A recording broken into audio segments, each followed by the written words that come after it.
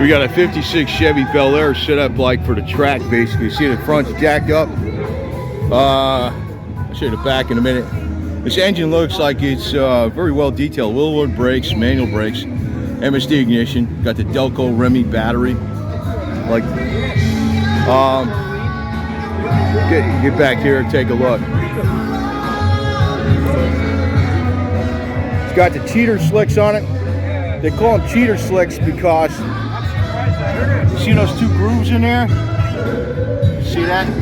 That makes them like legal on the street. So they call them cheater slicks because like basically you got slicks, the street legal slicks. Those two little grooves make them legal on the street. You see how the front is kind of jacked up like that? It's set up like a gasser basically, you know? And this is a standard color. A lot of times it had like an ivory white, an aqua, or the cream color in the aqua. Very, very common back then. Very common color combination. You see the big jet on the hood, right?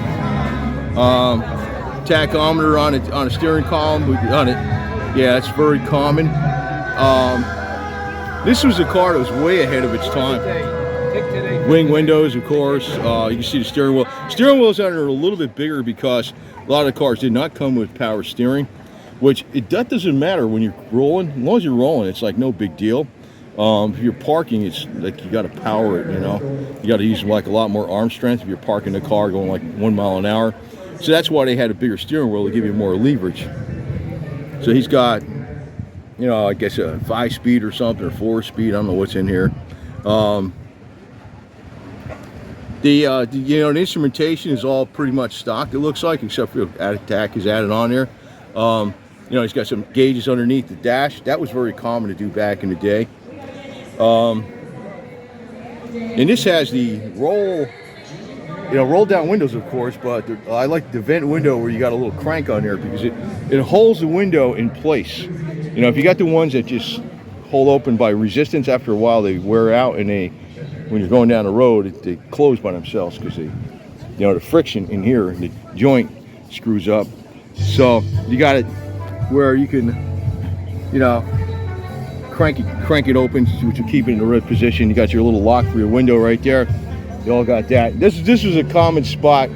If they broke in a car, they'd break in there. Yeah, that was the one thing back in the day. You can get in through these vent windows. You can easily hotwire the car, right? And you can open up the hood from the outside because all you got to do is, you know, slide something over. And this one, I don't know where it is. Now this one, you just press that. This doesn't even look like it has double latch. Huh. Usually, like, you slide it over. I guess this was a 50s. I'm thinking 60s, you know. These big horns in the front. See how much room you got? You know, if you hit something with this car, see how much room you got before you even got to the radiator? See what I mean? The problem with these, though, they rusted out up here a lot. But they didn't have, well, the problem, you know, the thing is, we didn't have the internet back then. And, you know, if you try to find parts, it's like, you know, you pull somebody up and you're looking around a junkyard all day looking for something. It was like hard to find parts, you know? If they had the internet back then and they left these cars without all the electronics, it's like you could find everything for them. You had all the special, you know, paints and undercoatings and rust-proofing stuff. That's why this car could run forever. It's a 327. That was like that was the hot motor back then. The 327 and the 427, of course. But I mean, 327 back in the 60s was a hot motor.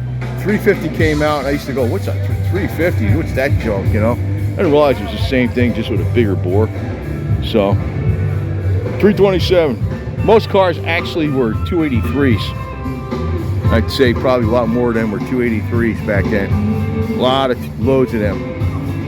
327 was the hotter setup.